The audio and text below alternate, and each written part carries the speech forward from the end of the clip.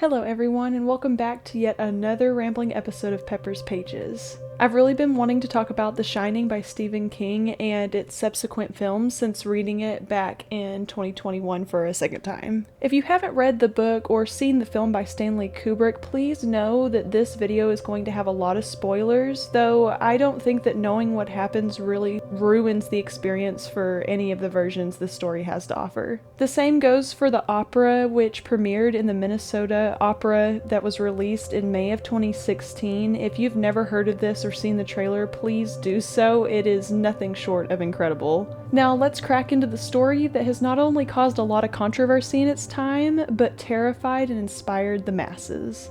Before I start getting too deep into the story, I would really like to reach back in time and go back to where it all began, which is the Stanley Hotel located in Estes Park, Colorado. In 1907, a man by the name of Freeland Oscar Stanley visited Estes Park under doctor's orders to try and get some fresh air after battling tuberculosis for 4 years. Around this time, doctors were using the open air method to try and treat patients, and most tuberculosis hospitals were built upwind away from town so that all windows could be open to do the same. This was a common prescription used to try and treat patients with not only tuberculosis but other illnesses. During this trip, Stanley was inspired to build a resort for not only the upper-class citizens of Colorado, but those living in the eastern part of the country to come and try and get some relaxation and heal from their own ailments. On July 4th of 1909, the 48-room resort was open to the public and was one of the first hotels to run on electricity, though there were a few gas outlets left for things like the kitchen stove and heating. Freeland Stanley is also the co-owner of Stanley Steamer Motor Vehicles, and this later inspired him to build a train that led straight to the hotel.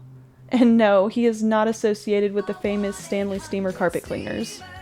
In 1911, somewhat similar to what happens at the end of The Shining, there was a really horrible gas explosion that occurred with the gas lighting system that injured 8 employees. 7 were waitstaff, and the least fortunate out of these was a maid who dropped from the 2nd floor and broke both of her ankles. In its 113-year run, the Stanley Hotel has seen 10 different owners, with Freeland Stanley owning that for a total of 18 years. As of 2022, the resort now houses 140 varying rooms and has hosted a wide array of guests, most notably the Ghost Bros, Bob Dylan, the cast of Dumb and Dumber, and, of course, King.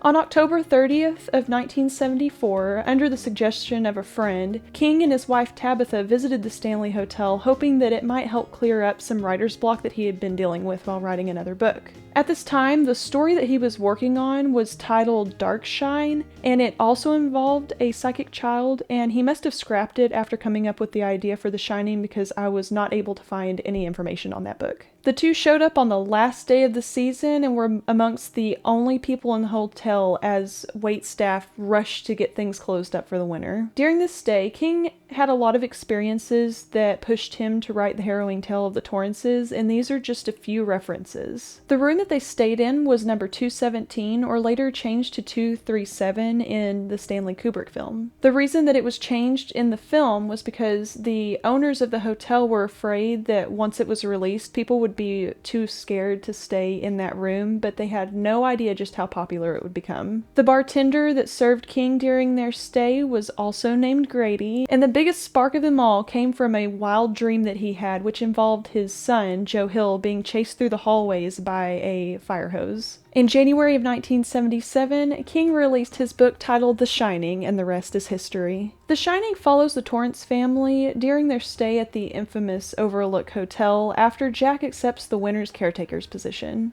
During their planned 7-month stay from October to May, they quickly begin to realize that they are not the only ones inhabiting the resort. Together, the family begins to slowly lose their sanity and their only hope of escape, each other. As you know, there are a lot of moving pieces to this story, so I really want to start with the main players and focus on the different versions of them through each adaptation. Jack is a 29-year-old man who not only suffers from severe alcoholism, but also PTSD coming from childhood abuse. King really wants you to sympathize with him, and the way he goes about doing so is making him a likable, more down on his luck kind of guy. I really did have a lot of empathy for him until learning more about his situation and seeing how he reacts to things when they go outside of his favor. You can tell in the beginning that he really does want to make things better for himself and his family, but he doesn't try all that hard until it's honestly way too late. During my first read through of this book back in high school, I really thought that he could make a difference and saw him more as a victim of circumstance. Now as an adult, I can pick up more on how much Wendy tries to help him through all of this that he is going through, and it's really angering to see how often he pulls out his victim card and dismisses any attempt she tries to make. Don't get me wrong, I don't think that Jack would hurt his family on his own accord, but you can tell that he really has no serious intentions on changing things. He's honestly too hung up on the past and has no ability to resist temptations, and it shows through every section of this story. In the film, Kubrick paints a much different picture of this man. You can tell that he has no honest intention or care to change at all. He's hot-headed, and for the most part you see him gritting his teeth and just going through the motions. He has very little sanity to begin with. He's very touchy and seems to always be trying to keep his cool around everyone. His downward spiral happens a lot faster in the film. You can tell that he is already a wreck, and to me, this is the most terrifying version of Jack out of them all. In the film, the childhood trauma is removed completely, and it seems that this interpretation suffers more from severe or manic depression. Mix this with recovering alcoholism, which Nicholson's character seems to have been forced into, and you get the nightmare fuel that follows. There is not 1 ounce of pity in me for this version of Jack, and I don't believe that Kubrick was going for that. I think he was more focused on telling the story of an already disintegrating family that is forced into isolation. In King's adapted miniseries, there isn't a lot of change for this character, except he seems to be a little more happy-go-lucky in the beginning than he was made out to be in the book. I mean, up until the point where he begins to be worn down by the hotel and in the end possessed by it. You can tell that King wanted to give Jack more of a redemption in the miniseries than he did in the books, and he also seems to have tried to push his likability a little further. Several other actors were in the lineup to be considered for this film, and they were Robin Williams, Robert De Niro, and Harrison Ford. Now apparently, Stanley Kubrick didn't think that Robert De Niro could play crazy enough. He thought that Robin Williams was a little too psychotic, and that's said to be based off of his role in Mork and Mindy. Wendy is also 29 years old, and she struggles to cope with emotional and verbal abuse that she suffers from the hands of not only Jack, but her mother. In the book, she comes into her own by fighting back against Jack when she knows that she's not in the wrong, even if he says otherwise. And she also has a lot of gumption when it comes to protecting herself and Danny. She has a very, very clear head on her shoulders while going through all this, and it's just really great to see that character come into her own and learn to stand up for herself. This was something that I really thought was lacking from the film, was getting to watch her grow and learn what needs to be changed in order to survive. She mentions at one point in the book that when shit hits the fan, she tends to just go lay down and take a nap to avoid all the problems in the world, and she believes that she has a very easy life. I don't think that she takes into consideration how exhausting it would be to be worn down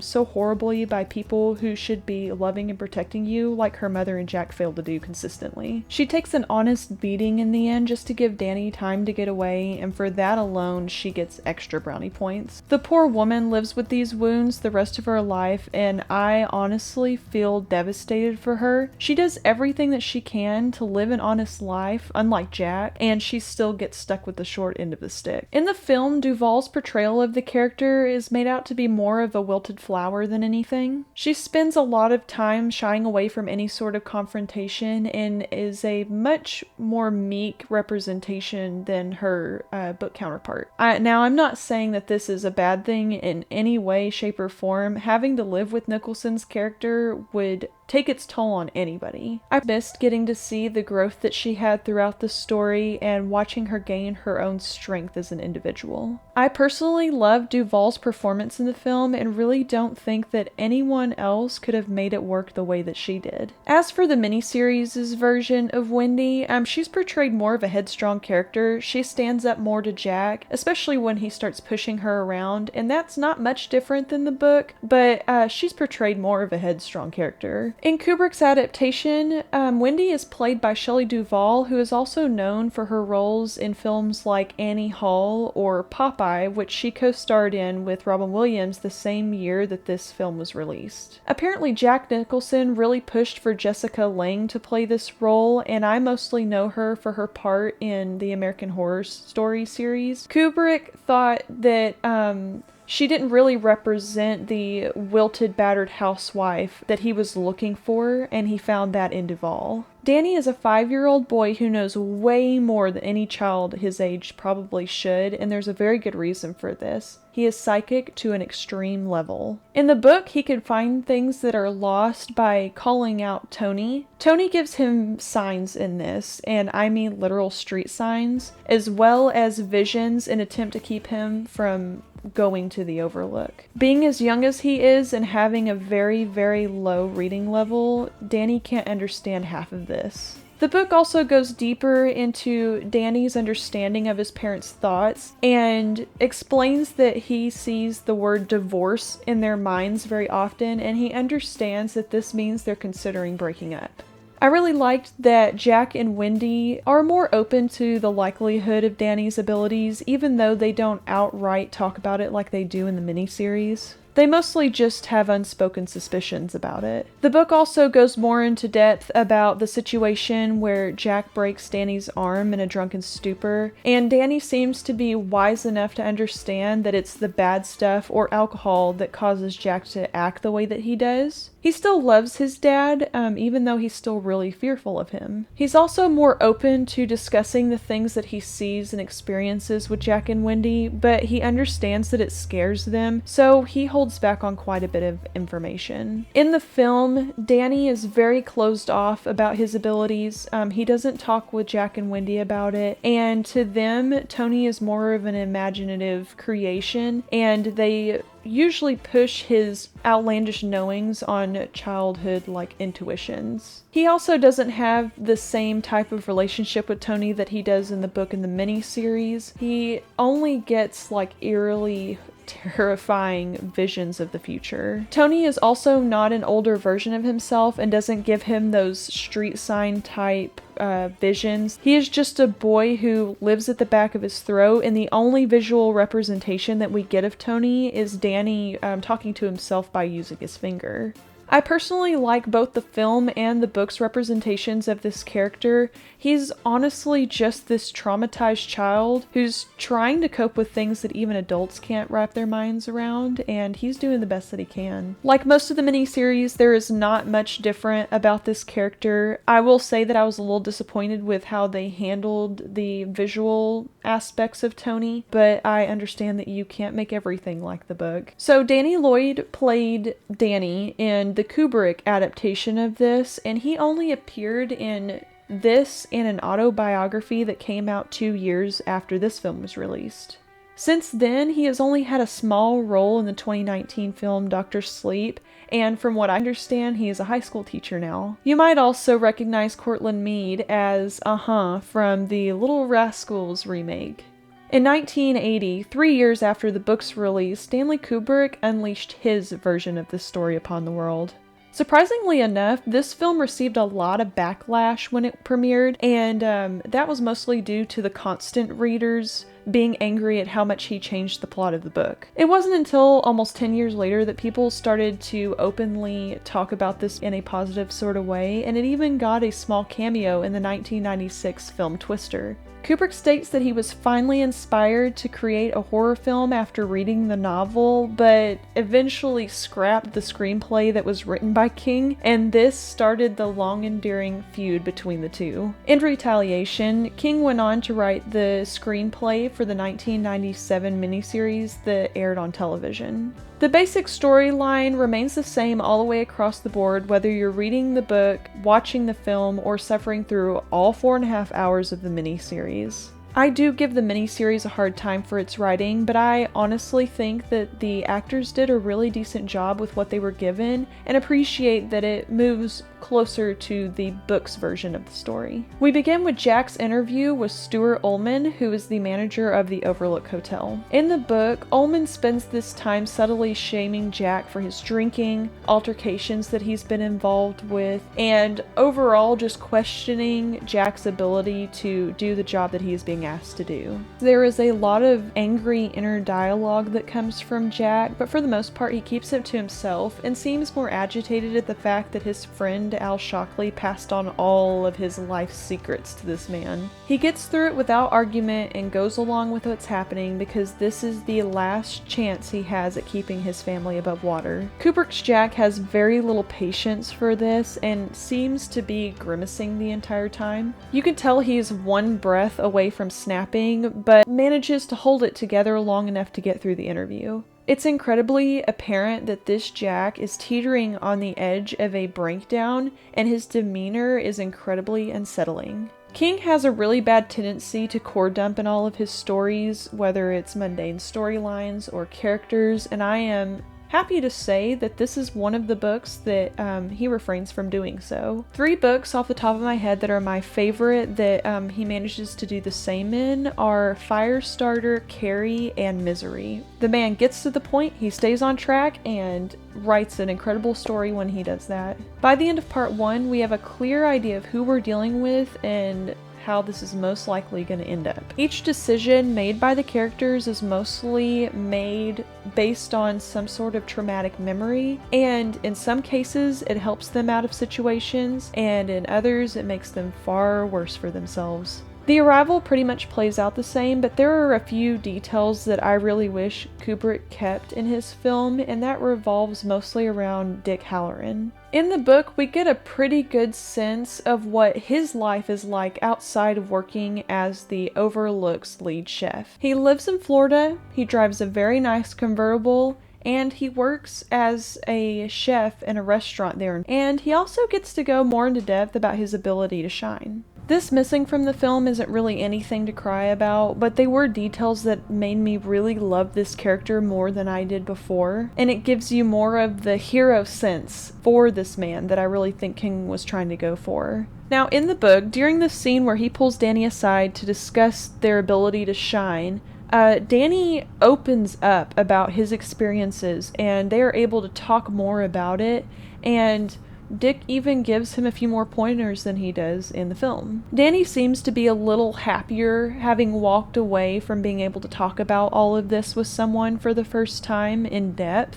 And he also seems to have this huge sense of relief in what Halloran has told him about everything being fake and just trying to kind of get at him by scaring him. In the book, Halloran really pushes for Danny to go with him to Florida, and even though it seems pretty lighthearted and something that you could kind of giggle over, the fact that you know there's some sort of premonition going on between these two characters makes it like really scary. Kubrick's famous kitchen scene also has a lot of tension like this, but I find it to be a little more terrifying, simply for the fact that Danny has a really hard time opening up to Dick, and he spends more time trying to coax him out of this shell, and they don't really get the chance to talk about the things that they do in the book. It adds so much more like disconnection and fear to me. I have so much respect for all versions of Halloran because he saw this broken family and the trouble that they have and could have easily tossed it aside, not wanting to get involved, but instead he is the one person that steps up when it's needed most. Out of all the portrayals of of Dick Halloran, I really think that Scatman Crothers is my favorite. He has this air of a fun-loving grandfather who really just wants what's best for Danny. As the family settles in, the reality of their new life for the next 7 months really begins to set in. And in the book, Danny and Wendy spend their time roaming the grounds of the hotel, around the hotel itself, and they also make a few last trips into Sidewinder, which is the nearest town. Jack sets out to do the work that he was hired to do, which is mostly re-shingling parts of the roof. He has to fix the shutters on most of the windows, and most importantly, he's keeping an eye on the boiler in the basement, which creeps to the point of almost exploding on a daily basis. His task of re-shingling the roof leads to a very horrifying scene where he is attacked by wasps which have nested inside the roof itself. This sets off the first angry outburst that we see in Jack, and we also start learning a little bit more about the abuse that he and his family endured at the hands of his father. After cleaning out this wasp's nest, he decides to take it down to Danny, and aside from the protests that he gets from Wendy, he assures her that everything's okay, and it absolutely isn't. Tensions start to run high when Danny wakes up in the middle of the night after being attacked by these wasps, and Wendy is livid. Jack is still telling her that things are going to be okay, and this is the first thing that happens that gets the ball moving. This situation does not occur in the film, as Kubrick has a lighter sense of the supernatural that he's going for, as opposed to the deep paranormal things that King wrote about. In Kubrick's adaptation, there isn't much mention about Jack's duties. The only thing we really get is a scene where Wendy is followed as she is carrying a clipboard and she's checking off things walking around the boiler room. And that leads me to believe that Jack does have things that he's supposed to be tending to, but he leaves it to Wendy so that he can spend his time writing. There is a very high possibility that all he is ever writing is the famous all work, no play makes Jack a dull boy. I like this small touch in the film because it shows that Jack has no regard for any responsibility that he has, and even though he feels that way, he still blames his family for getting in the way of his responsibilities. It really just makes him more of the jerk that Kubrick was trying to make him out to be. Something I really liked from the book is the scrapbook. It's not detrimental to the film's plot line, so all we really get is a quick shot of it sitting on the desk as Jack is working on whatever he's writing, and Wendy is standing over his shoulder asking to see what it is he's working on. Honestly, just appreciate that Kubrick left in this tiny Easter egg from the book. While working on the boiler at one point, Jack is down in the basement and comes across a bunch of yellowed and withering documents that are just sitting around, and eventually he spots the scrapbook, and that looks brand new compared to everything else that's down there. Inside are countless stories of hidden deaths that have occurred in the hotel, as well as other scandals that could potentially hurt its reputation. One of those involves a mob situation that Danny comes across the remnant visions of in the presidential suite, as well as the story behind the woman in 217. We learn in that her name was Miss Massey. It even goes more into depth about one of the original owners, Horace Derwent, who I believe to be the main entity behind everything that happens throughout this entire story. At this time, Jack has still been working on the play that he had going before they came to the Overlook. He manages to get a lot of work done on it during their stay here, but once he finds the scrapbook, it really launches an obsession to start a book covering all of the scandals of the hotel over time. He slowly begins to spiral with the ideas of launching his own career while also smearing the names of those he believes have looked down on him for so long. Through all of this, Danny is still having his fainting spells, and Tony continues coming to him warning him about them staying in the hotel. And Wendy thinks that these are the typical fainting spells that he's been having, but they also worry her because they are becoming more frequent and a little scarier each time they happen. Together, they all travel down to Sidewinder to visit the doctor to see what can be done to help the boy. The doctor speaks with Danny alone, and for the first time, Danny calls out Tony to show someone what he's dealing with, and he also asks about what red rum might mean, but the doctor has no idea what any of it means. Danny also shares that his parents contemplate divorce very often, and that his mother, while sitting in the waiting room, is thinking about a sister that she lost during childhood. After getting everything that he can out of Danny, the doctor sends him out so that he can talk to Wendy and Jack alone, and both are absolutely astonished to learn that Danny is very aware of their thoughts about each other, as well as knowing about Wendy's sister. I really believe that this is the moment that Wendy starts to accept that her son has an ability outside of anything she was able to comprehend before, even though there were plenty of signs. The doctor basically tells them that their issues with each other are probably what's causing Danny to cling to Tony even more than a child normally would with an imaginary friend. He also tells them that because of their issues, once Danny decides to separate himself from Tony, it would most likely become a situation like a junkie kicking the habit. There's a scene at the beginning of Kubrick's film where Wendy calls in a doctor to check on Danny after he passes out in the bathroom. She talks to her about Danny's imaginary friend and kind of brings up his abilities, but for the most part plays it off as his intuition. In this version of the story, Tony is mostly just a figment of Danny's imagination to them, and this scene is used to have the doctor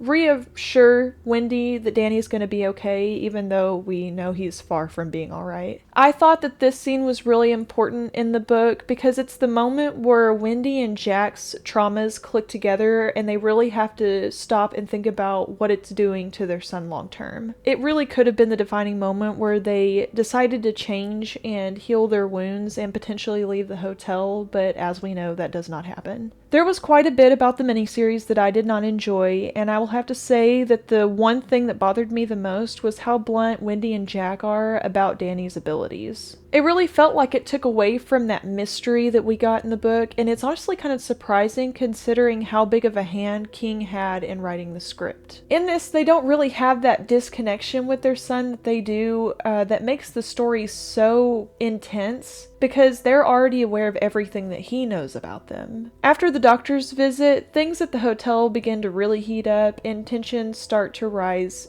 even further for the family. Jack continues to obsess over the documents in the basement and his book, and really only comes out of hiding to eat and sleep. He gets it in his mind to call Stuart Ullman, the manager of the hotel, and basically threaten to release his book exposing the hotel's scandals and deaths that were never told to anyone else. Rightfully so, Ullman loses his cool and starts shouting at Jack, and Jack hangs up, really thinking that he's won this battle until he gets back to the hotel and receives a phone call from Al Shockley. Shockley is absolutely livid that Jack has called threatening Ullman and feels that he doesn't appreciate everything that Shockley went through to get him this job in the first place. I think that this is the biggest sign that Jack is coming unhinged. And from here on out, he doesn't think rationally. He acts more on impulse than anything. It's revealed that there was a chance that Jack could have gotten his job back at Stovington, which he ultimately lost because of his excessive drinking and an altercation with a student. This really seals Jack's fate to the hotel. He loses every other chance he could have possibly had because of his actions. In the film, the only reference that we get to Stovington is a t-shirt that Jack wears, and a few small mentions of the private school that he taught at. After this, things take a nosedive and they don't slow down at all. Danny is stalked by hedge animals while playing in the playground. This was terrifying to me, not because of the hedge animals that are chasing him, but because once he gets inside this water drain, the snow falls into it and blocks all light. And from that moment, he is utterly convinced that there is the spirit of a child in there crawling after him, and his panic is honestly contagious. It's never confirmed or proved that there's actually anything inside there with him. It's his conviction that convinces you that there is. In Kubrick's film, he adapted the animal hedges to be the hedge maze that's setting outside of the Overlook Hotel. I personally liked this a little bit more because it's a great allegory for the confusion that is their life, the vastness of the hotel, and their attempt to navigate all this without any help from the outside world. What I feel is the thing that kicks everything fully into motion is the infamous scene where Danny finally gets the nerve to enter room 217 or 237 in the film. He is attacked by Miss Massey upon entering the room, and when Wendy sees his injuries, she immediately turns on Jack. In both the film and the book, Jack immediately begins defending himself, knowing that he isn't the one that has hurt Danny. After a while, Wendy comes around and agrees that it could possibly be somebody else that's in the hotel with them. The only difference in this between the book and the film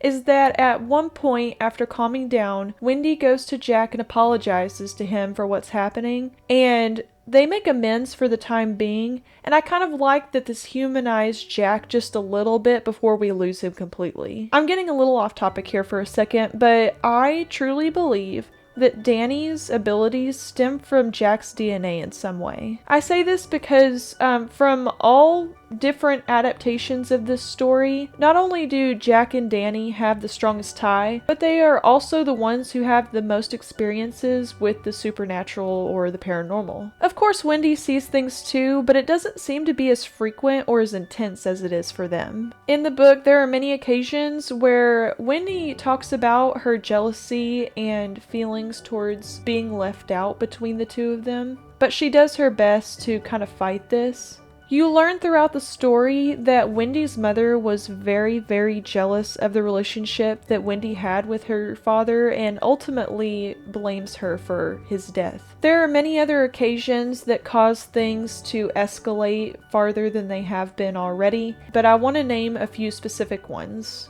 During some of the nights, the family can hear the elevator running on its own, and at one point, Wendy reaches in and pulls out party masks and other sorts of favors like confetti, and she throws them at Jack, trying to get him to finally acknowledge the fact that there is something happening and get him to stop ignoring it. Jack completely destroys the CB radio because his deceased father won't stop trying to contact him through it, and eventually he goes out and rips the spark plugs from the snowmobile, throwing it out into the snow to be lost in the accumulation. Most importantly, Jack starts to feel satisfaction anytime Wendy seems to be suffering just as much as he believes himself to be suffering. Kubrick's version of Jack also feels this way, but he tends to antagonize his wife to the point of pushing her away and causing her to be completely hysteric. After experiencing a horrifying nightmare where Danny sees himself and his mother standing outside of the overlook watching it burn, he begins to start shining towards Dick Halloran for help. Dick has been spending his time in Florida doing the usual things that he is, until one day he starts getting the urge to write up a will and doesn't quite stop to think about why he's doing it until he starts smelling oranges. The first cry for help really does a lot of damage to Dick, but he immediately knows that Danny's in trouble and he's the only one that can do anything about it. I really love both the film and the book's versions of the scene where he gets this first cry for help. In the book, Halloran is driving from the market to work when he gets the first shine. He almost wrecks his car, and after he gets his head calmed down, he immediately starts preparing to leave for Colorado. In the film, he is seen sitting in bed one night, relaxing and watching TV, and the imagery shown between him and Danny during this shine is so powerful that they didn't really need to do much else to get across what's happening. The miniseries, on the other hand, seems a little more humorous than it does urgent. Dick is eating in a diner, flirting with their waitress, and his reaction is honestly kind of hilarious. The final day is finally approached. Jack has been in the basement alone for days on end, while the hotel has slowly been biding its time and wearing him down and finding ways to get him to trust it completely. I will give him credit for this. Even though they are only there 3 months out of the 7, the hotel has to work really hard to break him down.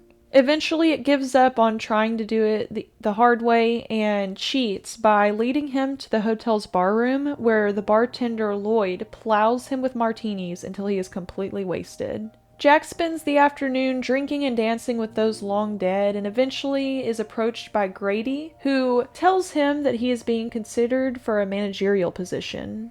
Jack is absolutely enthralled by this opportunity, and without directly saying it, the hotel offers to allow him to become its vessel in dealing with its family so that he can descend to a higher power. While telling him this, Delbert does let it slip that the hotel is mostly after Danny, and Jack accepts this opportunity with horrifying enthusiasm, mostly because he is offended that it wants Danny and not him, and so he sets out to prove that he should be the one chosen and not his son. As we've already established, Kubrick's Jack is already unhinged, and so it doesn't really take a lot for the hotel to convince him to do what it wants him to do. By this point, the hotel already knows that Danny has reached out to Halloran for help, and I really think that at this point, we don't see much of Jack anymore because the entity takes him over almost entirely. This isn't a huge plot line to the story, but I do want to talk about Jack's chosen weapons throughout each version. In Kubrick's adaptation, Jack chooses an axe, and while that is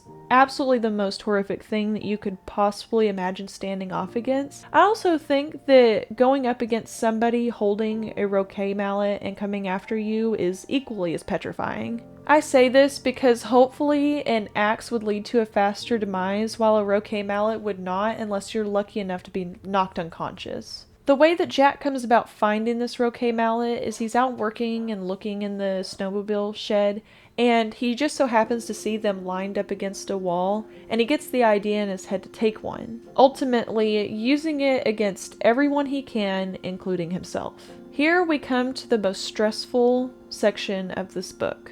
Wendy has been hiding from Jack this entire time, running through the dark hotel from their suite to the kitchen, trying to make food very quietly so that her and Danny can eat. I really loved that at this point in the story, Wendy is comfortable enough to ask Danny questions like, "Where's Jack?" or "What is he thinking?" without actually letting him on to the fact that she knows he knows. You can tell it still absolutely terrifies her, but she's willing to accept things for the way they are. Jack has been stumbling around for hours in the ballroom, yelling, and they can hear him clearly through the dumbwaiter, and they know this man has absolutely lost his mind. Eventually, Jack passes out, and Wendy decides to go down to check on him, and when she approaches, he attacks her, and she ultimately knocks him out with a decorative bottle. Danny walks in on all of this. She has to calm him down because what he's seeing is scaring him, and together they drag him to the pantry to keep him safe. I think that Danny knows at this point that it's the hotel causing Jack to act the way he does, and he still feels this really huge sense of responsibility to protect the man, even though he can seriously hurt them. It's honestly really heartbreaking. While all of this is happening, Halloran has made it to Colorado, rented a snowmobile, and is headed up the mountain. He is hit with a few more shines from Danny, some of them almost sending him over the cliff, and the closer he gets to the hotel, the more able the hotel itself is able to send out warnings to him about coming any closer. Experiencing Halloran's entire trip to the hotel was absolutely terrifying, and it really made the entire book for me. The man kept pushing forward even though he knew exactly what was waiting for him at the hotel. Eventually, Jack gets free of the pantry, chases Wendy around the hotel, injuring her very, very badly to the point that she can only crawl around and call out for Danny to run and hide. As Halloran finally reaches the top of the mountain, he can see the lights on the bottom floor of the hotel, and as he gets off the snowmobile to go open up the gate, he is attacked by one of the hedge lions. He's knocked around pretty bad by the thing and catches claws a few times that rip through his coat, but eventually he is able to get a hold of the extra gas can that he was given for his trip. He douses the thing and sets it on fire. This bit was really incredible to me, and it was honestly the only time that I enjoyed a chase from the hedge animals. He reaches the hotel front doors, runs inside, and immediately takes a mallet to the face, knocking him unconscious. The film's version of this scene has always really bothered me, especially after reading the book, but I get its meaning. Halloran is their only hope, and when he can't save them, the gravity of their situation really sets in, and they realize that they are the only ones who can help themselves. Jack takes this opportunity to hunt down Danny, who is hiding on the third floor, and at this time he's having a vision, and when he finally comes back, Jack is stepping off the elevator calling out to him. When he's finally found, Jack prepares to attack him. He has this giant knife protruding from his back, but it seems to not be fazing him in the slightest. Danny begins trying to fight back by reminding the entity that it is not his father, and eventually disorients it enough so that Jack can come out, even if it's just for a second. As much as I dislike Jack by the end of this story, my heart really did break for him in this scene. You know that he doesn't want to hurt his family, and that some part of him really did want to make things better for everyone. But his inability to let go of the past hinders him so greatly that it all just leads to this point. We get our final glimpse of Jack as he reminds Danny that he loves him and gives him the opportunity to run away. Taking him over once again, the hotel, or the entity inside of him, uses the mallet against his own face to create a combined version of all the inhabitants in the hotel. This was a horrifyingly wonderful detail that I was really disappointed didn't make it into this miniseries.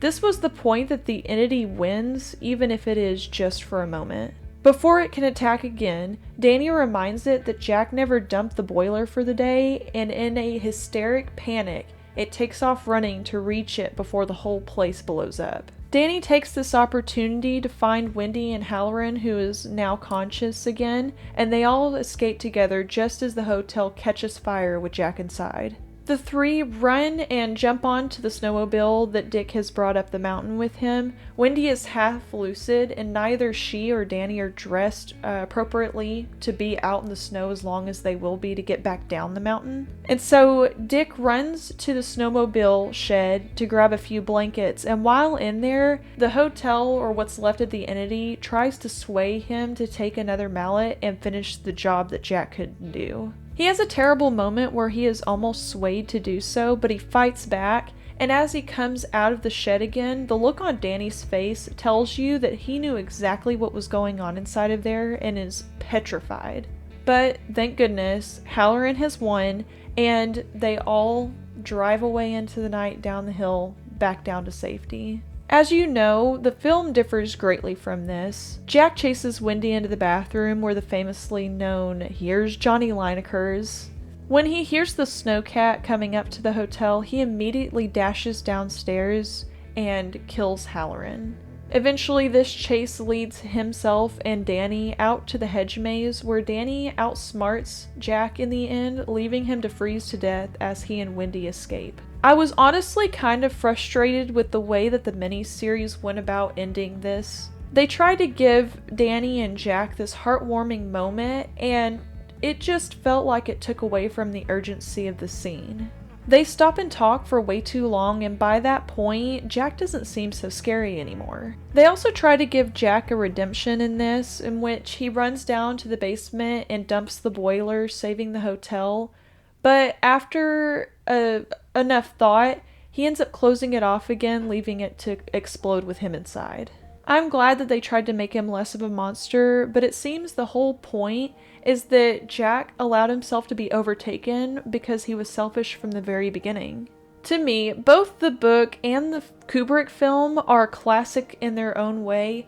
It is really hard to determine which one is better because they're so vastly different from each other. I can honestly not say the same for the miniseries. The book follows closely along the lines of the paranormal and possession, while the film is more of a take on cabin fever. I do want to give a very big content warning about this and let you know that there is a lot of racial slander in this that I don't think was necessary in any way, no matter what character it came from. So just be wary of this before picking up this or any of King's other work. I'm not saying that it's in every single thing that he writes, but it happens more often than not. In this, I mostly tried to cover the most important changes throughout each version of this story, and of course it's hard to do all the little details as well.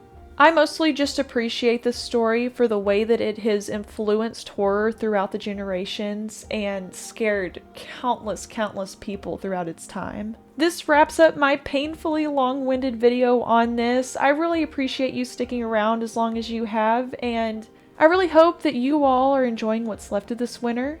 that today has been absolutely amazing for you and the coming week is even better. And until next time, happy reading.